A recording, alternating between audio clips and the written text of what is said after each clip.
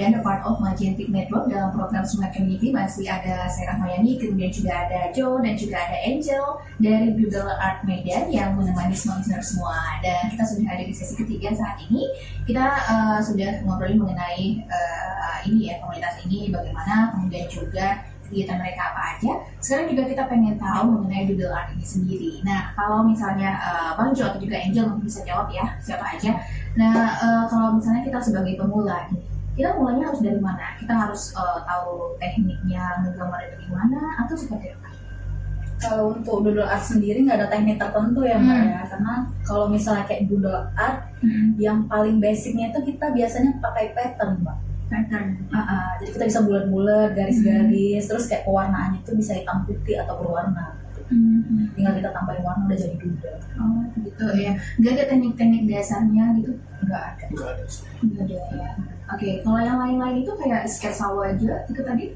Kalau sketsa wajah baru ada Mbak. Nah itu di mana tekniknya? Kalau misalnya kayak saya sendiri tuh tekniknya di arsirannya sih sebenarnya, gradasi warna. Jadi gelap terang itulah yang membuat suatu gambar itu hidup gitu. Tampak 3D. Walaupun dia digambar di 2 dimensi. Oke, kalau sketsa wajah kan kita melihat dari gambar seorang atau juga ngeliat langsung itu bisa ya dibuat ya? Itu bisa, tapi kebetulan saya biasanya pakai foto sih Mbak. Pakai foto? Belum pernah yang langsung gitu. Dan langsung belum pernah? Saya pernahnya kalau langsung itu gambarnya gedung Mbak. Gambar gedung? Oke, kenapa kalau langsung nggak bisa? Coba buat gambar wajah Jo. Oh jangan Mbak. Susah Mbak dia Mbak. Jadi mengabdi setan.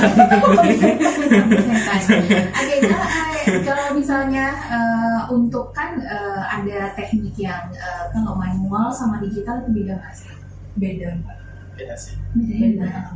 Karena kalau misalnya langsung itu gimana ya, adrenalinnya itu lebih tertantang gitu loh Mbak.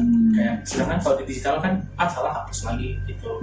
Nah jadi kalau misalnya doodle yang sebenarnya itu mengandalkan insting sama improvisasi sih sebenarnya. Gitu. Jadi kebanyakan kita ngerjain doodle bahkan nggak di pinselin dulu, langsung main aja pakai spidol warna, spidol hitam, spidol warna gitu. Nah, banyak ada yang kecoret sedikit ya kita improvisasi jadi bentuk yang lain gitu.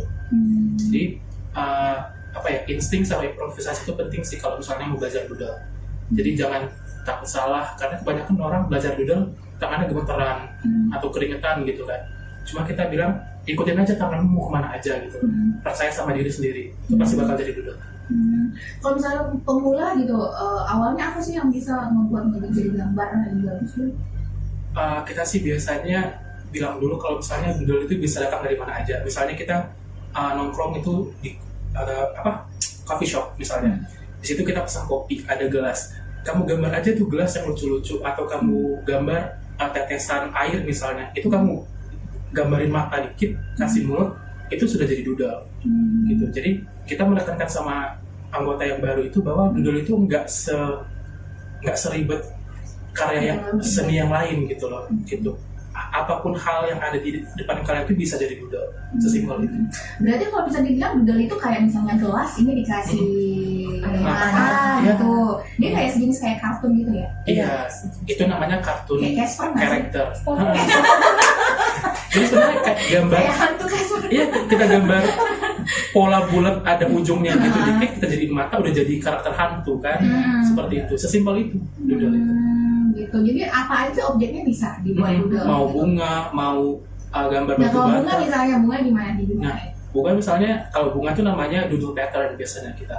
Nah, itu kayak floral gitu kan. Itu ditumpuk-tumpuk gimana. Nah, banyak orang kok kalau misalnya bunganya bentuk kayak gini berarti deretannya harus sama ya bentuknya. Enggak. Mau dia bunga tulip, bunga bangkai, bunga matahari ditempelin itu juga tetap aja. Maksudnya tempelnya digabung-gabung. Digabung-gabung dia. Itu sih Mbak. Di depan belakang. Oh gitu. Oke. Kalau gedung? Wah, itu kayak Angel.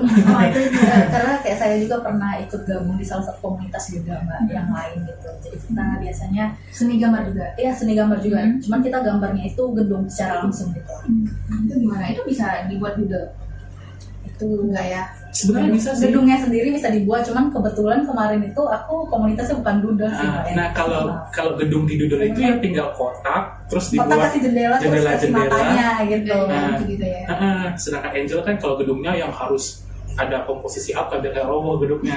Sedangkan kalau di doodle sendiri mau menara pewat gitu kita buat Iya, itu tetap boleh. Berarti kalau boleh dibilang kalau doodle ini seni gambar yang lucu-lucu ya. Iya. Agak di apa namanya ya, buat kayak karakter yang berbeda kayak pensil juga bisa dipilih gitu kan. benar. Oke, agak beda berarti dengan lukisan biasa ya. Iya, jadi doodle ini kita buatnya itu berdasarkan mood kita saat itu juga. Gitu. Misalnya kita lagi berseri-seri, ya udah kita gambarlah wajah-wajah kartun yang bahagia-bahagia, bunga-bunga yang cantik gitu kan. Ekspresinya tersenyum gitu. Misalnya saya kemarin tuh lagi depresi, ya kita buat gambar-gambar, Gambar apa? gambar hantu, gambar-gambar muka-muka iman seperti itu. Jadi berdasarkan mood sih sebenarnya. Berdasarkan mood ya. Berarti seorang pekerja seni juga punya ada rasa bad mood juga nggak sih? Pastinya. Pastinya ada. Tapi itu bisa dituangkan dalam karya seni juga. Iya, Bisa. misalnya ada mandala itu dari India kan, kalau saya dari itu India. percaya kalau misalnya kita buat itu membuat kita relaxnya. Bener sih, waktu saya coba kayak keren juga ya, bisa lihat dari stres gitu kan, bisa kayak lupa sama masalah-masalah yang lagi dipikirin saat itu gitu sih. Tapi nggak, hasil gambarnya tetap bagus ya walaupun lagi bad mood. Jadinya.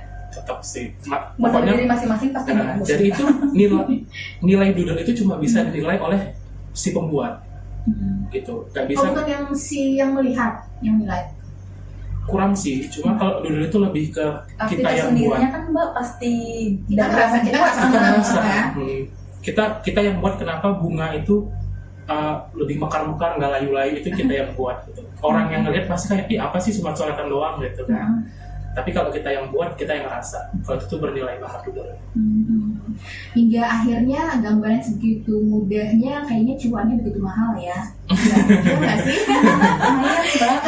Lumayan ya. Karena dengar kan kalau dari luar dengar mahal nih ngebuat. Bener nggak sih itu komen kayak gitu? Mahal ya. Iya. tergantung sih Prosesnya Mbak. Kalau mahal. misalnya dia mengapresiasinya lebih, mungkin dia nggak merasa itu mahal. Iya. Nah kalian sendiri waktu ngerjain proyek-proyek di perusahaan-perusahaan kemudian ke mall atau juga di provider tadi itu punya apa namanya batas range harga sama yang mungkin kayak individu misalnya di rumah pengen ngerjain proyek itu sama nggak sih harganya kalian kasih? Beda sih Mbak. Beda. Beda doodle, beda teknik, beda Beda peralatan harga. media, beda harga. Kalau misalnya antara kayak perusahaan ke orang pribadi itu lebih mahal yang ke perusahaan dong ya? Oh pasti. Pasti ya, pasti ya. wajib. Apalagi Iya benar. Nah, kalian sendiri memandang doodle art ini satu bisnis yang menjanjikan nggak sih untuk kedepannya? Nanti jawabnya. Nanti kita break lagi ya. Oke. Nah, Smarters pastikan Anda masih bersama kami. Kita masih punya satu sesi lagi untuk bersama Anda ngobrol di Smart Community sore hari.